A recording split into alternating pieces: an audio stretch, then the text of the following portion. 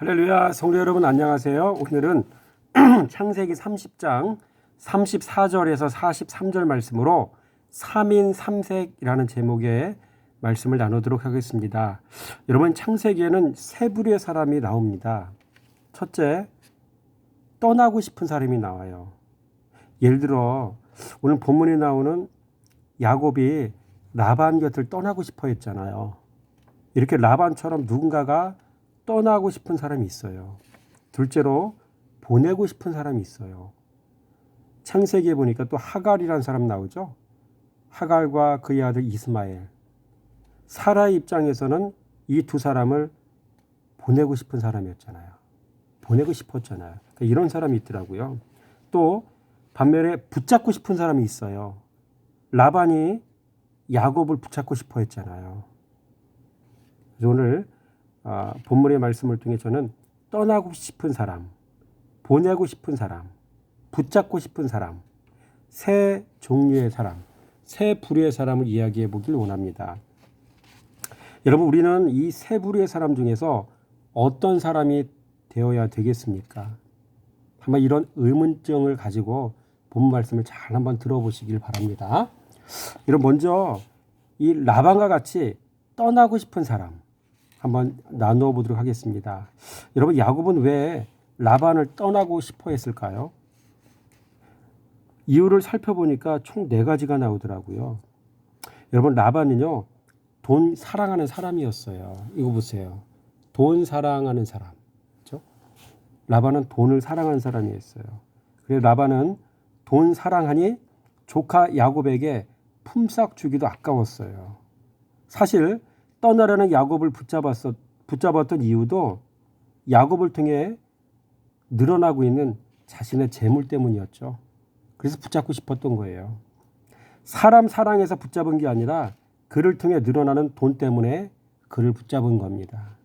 참 안타까운 사람이에요. 사람 소중한 걸 알지 못하는 사람, 정말 안타까운 사람이에요. 두 번째로 라반은 사람보다 돈을 더 사랑하는 사람이었어요. 여기 보세요. 사람보다 돈을 더 사랑하는 사람. 그렇죠? 그러면 일하고 품삯을 받아야 야곱과 자기 딸들도 먹고 살 수 있고 가정을 꾸려갈 수 있을 텐데 라반은 10번이나 그 품삯을 변개했습니다. 라반은 움켜쥐려고만 하는 사람이었어요. 돈을 위해 사람을 이용하는 아주 부정한 사람이었어요. 우리가 살아가다 보면 이 라반 같은 사람이 있잖아요. 돈을 위해서 모든 걸 다 여러분 이용하는 사람이 있대요. 사람을 이용하고 자기 주머니 채우려고.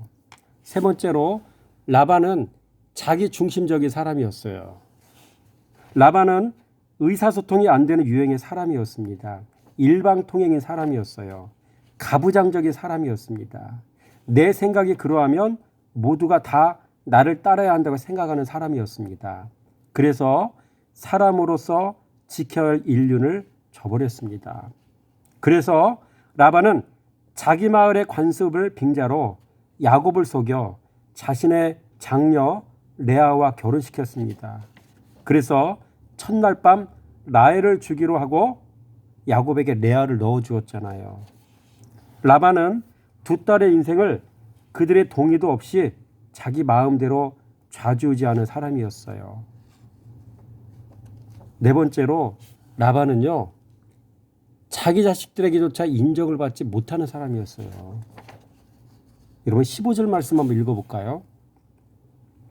창세기 31장 15절 말씀에 아버지가 우리를 팔고 우리의 돈을 다 먹어버렸으니 아버지가 우리를 외국인처럼 여기는 것이 아닌가. 이게 라헬과 레아의 이야기예요. 참 이게 이 두 딸의 입에서 이런 이야기를 듣는 라반은 얼마나 비참한 인생일까요? 자업자득이라고 인생을 그렇게 살았기 때문에 그런 열매를 얻을 수밖에 없는 것이죠. 여러분, 사람은 다음과 같이 평가를 해야 됩니다. 첫째, 자신의 가정에서 인정받는 사람인가를 봐야 돼요. 그래서 아내나 남편에게 인정받는 사람인가를 살펴봐야 되고요. 자녀들이 인정하는 사람인지를 잘 살펴봐야 돼요. 두 번째로 그가 속한 직장에서 인정받는 사람인가를 살펴봐야 돼요. 동역자들에게 인정받는 사람인가를 살펴봐야 되고요. 자신의 후배들에게 인정을 받는 사람인가를 잘 살펴봐야 돼요.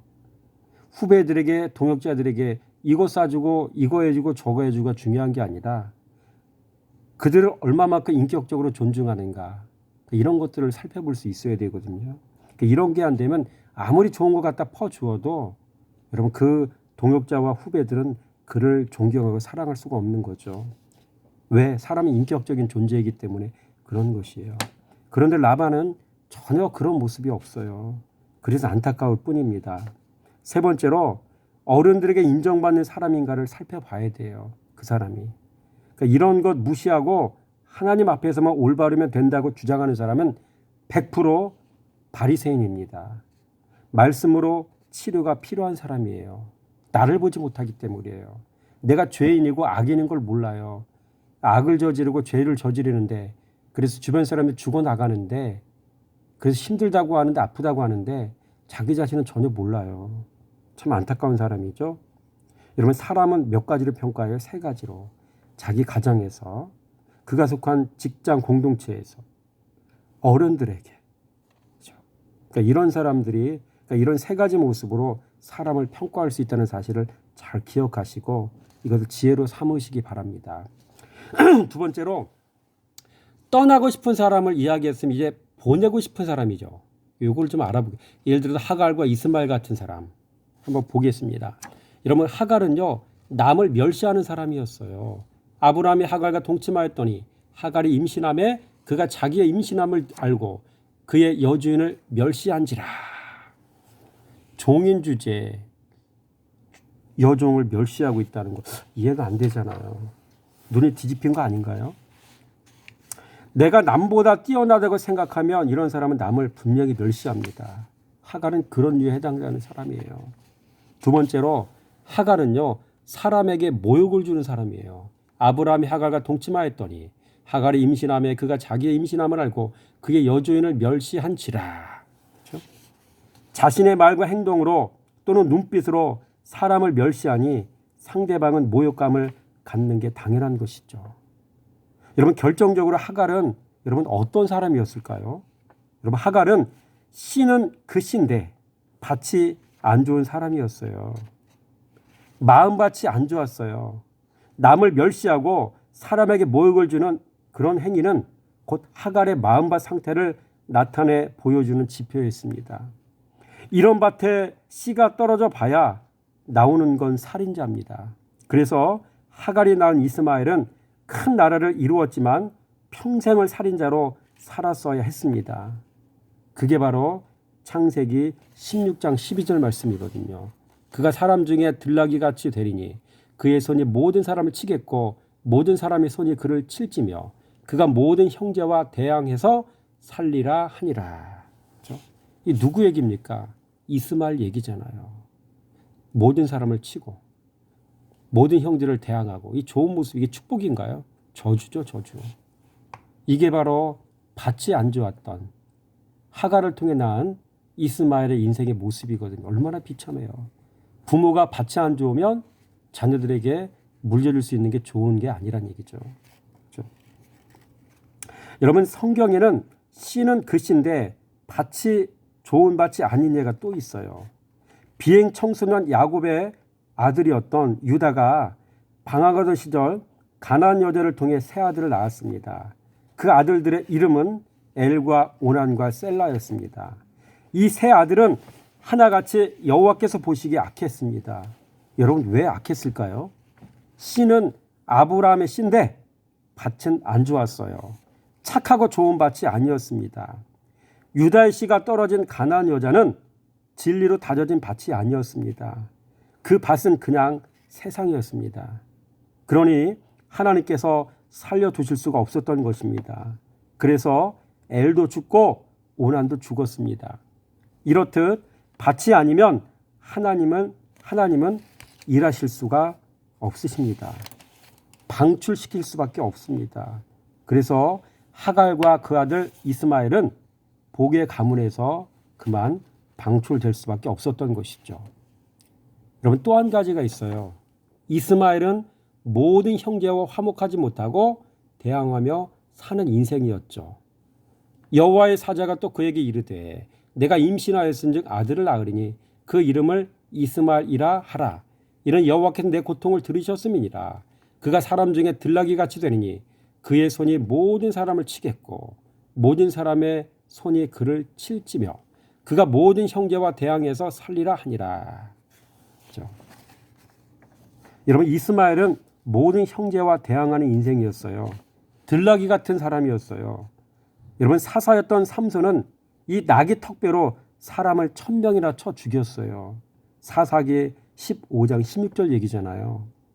나귀 턱뼈는 살해 용도로 사용되었습니다.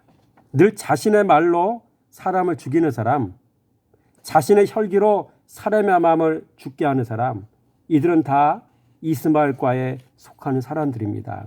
사람들은 이런 사람들을 자신에게서 내보내고 싶어 합니다. 가까이 하고 싶지 않은 것입니다. 그래서 아브라함은 하갈을 내보낸 것입니다. 그래서 창세기 21장 14절 말씀 보니까 가게 하니 여러 가지 짐을 쌓아 짊어지게 하고 그 다음에 하는 말이 가게 하니 방출시켜버린 거죠. 자, 그렇다면 사람들은 공동체 안에서 어떤 사람들을 내보내고 싶어 하겠습니까? 제가 나름대로 한번 써봤어요. 첫째, 혈기 충만한 사람. 이런 사람들을 내보내길 원해요. 이런 사람 가까이 있으면 분위기가 사나워집니다. 이런 사람 가까이 두면 험악해집니다. 어느 순간 나도 그를 닮아가게 됩니다. 그래서 사람들은 이런 사람을 내보내고 싶어 합니다. 두 번째로 남을 포용하지 않는 사람, 이런 사람을 내보내고 싶어 해요. 이런 사람은 대체로 남의 잘못만 지적합니다. 장점을 보지 못합니다. 그 사람 위에 군림하려고 하지 그를 포용하지 못합니다. 여러분 교회 지도자가 이런 사람이면 교회는 멍듭니다. 성도가 멍듭니다. 이런 사람이 가정에 있으면 아내나 남편이 예민해집니다. 자녀들이 예민해집니다. 이런 모습은 자녀가 결혼하여 가정을 꾸려도 이 악순환이 반복이 됩니다. 이런 모습으로 학습하다 왔기 때문입니다. 그래서 이런 사람과 관계를 맺고 사는 사람은 인생이 행복해질 수가 없습니다. 삶의 만족도가 떨어집니다. 셋째, 시기심이 가득한 사람을 내보내고 싶어 해요. 여러분 이런 사람은요. 남이 나보다 뛰어나다는 말을 절대 인정하지 못하는 사람이에요. 인정할 수 없는 사람이에요. 예를 들어 하만 같은 사람이 이런 사람이죠. 하만은 가만히만 있는 모르드게를 참 싫어했어요. 그에게서는 온유함과 겸손함이 묻어나는 것을 보며 자신이 갖지 못한 걸 가진 모르드게가 싫었습니다. 그래서 그를 어떻게 해서든 끌어내리고 싶었습니다. 그러다가 그게 안 되니 그를 모함하여 나무에 매달아 죽이려고 했죠. 이 사람이 바로 하만입니다. 네 번째로 돈만 밝히는 사람이 있어요. 그렇죠? 목회자들 중에서도 단위에 올라서면 돈만 얘기하는 사람이 있죠. 안타깝습니다. 또 어떤 사람? 음란한 사람. 그렇죠? 그 다음에 교만한 사람이 있죠. 이런 사람들은 참 부담스러워하고 방출시키고 싶어요. 남을 내 밑으로 끌어내리는 사람, 그 사람 위에 올라서려는 사람, 그를 희생시켜 내가 유명해지려고 하는 사람, 이런 사람들은 미련한 사람이라 자신이 이런 짓 하면 다른 사람들이 전혀 눈치채지 못할 줄 알아요. 사실 사람들은 내 마음을 다 읽고 있다는 사실을 잘 몰라요. 이번엔 자리를 좀 옮겨보겠습니다. 잘 보이십니까? 여러분 반면에 사람들이 붙잡고 싶어하는 사람이 있어요. 본문에는 야곱 같은 사람이거든요. 여러분이 이런 인생이 되시길 바랍니다.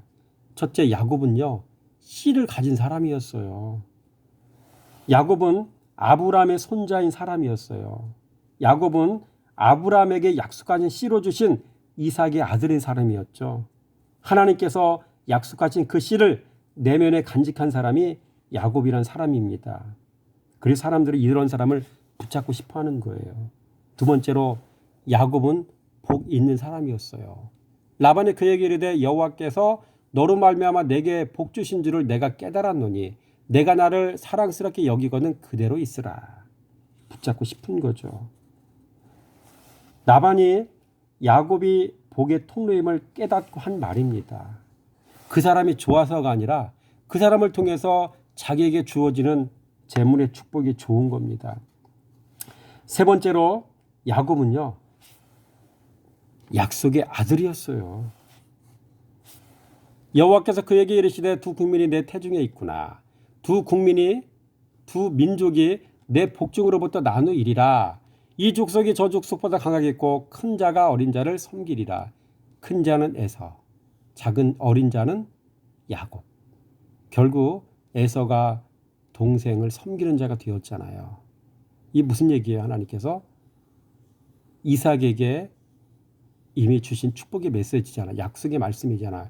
그대로 실제로 되어졌고, 여러분 야곱은 이렇게 약속의 아들이었다는 이야기입니다. 네 번째로 말씀이 임한 사람이었어. 야곱은 또 본즉 여호와께서 그 위에 서서 이르시되 나는 여호와니 너의 조부 아브라함의 하나님이며 이삭의 하나님이라. 내가 누워있는 땅을 내가 너와 내 자손에게 주리니. 이게 사닥다리 타고 이 베델에서 있었던 얘기거든요. 말씀이 임했다는 얘기잖아요. 그 위에 서서 이르시되, 말씀하시되, 말씀이 임하여 이르시되, 이런 얘기잖아요. 말씀이 임한 사람이에요. 야곱은 베델에서 돌베개 베고 잠을 자는 중 이렇게 말씀이 임했어요. 다섯 번째로 하나님이 함께하는 사람이었어요. 야곱은 내가 너와 함께 있어. 너와 함께 있어. 어디로 가든지 너를 지키며 너를 이끌어 이 땅으로 돌아오게 할지라. 내가 내게 허락한 것을 다 이루기까지 너를 떠나지 아니하리라. 내가 너와 함께 있어. 너를 떠나지 아니하리라. 얼마나 확실한 축복의 메시지입니까? 여러분 하나님은 야곱이 고향으로 돌아오기까지 함께 하시겠다고 이렇게 굳게 약속하셨습니다. 이 야곱은요 하나님이 함께하는 사람이었어요. 그러니 사람들이 이 사람을 붙잡고 싶은 거예요. 그렇죠?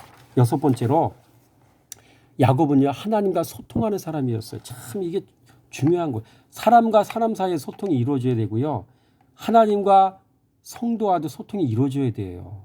일방통행이면 안 됩니다. 문제가 있는 겁니다. 왜곡된 신앙이란 얘기예요. 하다못해 여러분 신앙인들과 신앙의 사이에도 소통이 있어야 되지 이게 불통이 되면요. 그 사람 신앙은 왜곡된 신앙이 되는 거고요. 문제가 있는 신앙이 되는 거예요. 안타까운 신앙이 되는 겁니다. 그렇죠? 여러분 야곱은 구비마다 주님께서 말씀해 주시는 사람이었어요. 그렇다면 이 시대를 사는 성도가 하나님과 소통하는 가장 확실한 방법은 무엇이겠습니까? 바로 말씀 묵상입니다. 말씀 사랑해서 말씀 묵상하는 일, 이게 하나님과 소통하는 가장 좋은 방법이에요. 여러분 성도는 말씀 묵상을 통해 나를 보고요. 말씀 묵상을 통해 하나님의 음성을 들을 수가 있는 존재입니다. 말씀 묵상이 그렇게 중요한 거예요. 일곱 번째, 하나님이 훈련시키는 중에 있는 사람이었어요. 야곱은 하나님께 훈련받고 있는 사람이었어요. 내려놓음을 훈련받고 있는 사람이었어요. 그래서 야곱은 20년 동안 모은 재산을 에서에게 내줄 수가 있었죠. 어떻게 모은 재산인데. 그렇죠? 그러니까 야곱은요 평생 그 훈련 받은 거예요. 여러분 신앙생활은 내려놓음의 훈련이에요. 내가 가진 소중한 것을 내려놓는 훈련입니다. 이 훈련 받다가 가는 게 인생이라고요. 여덟 번째, 야곱은 하나님의 말씀을 듣고 움직이는 사람이었어요.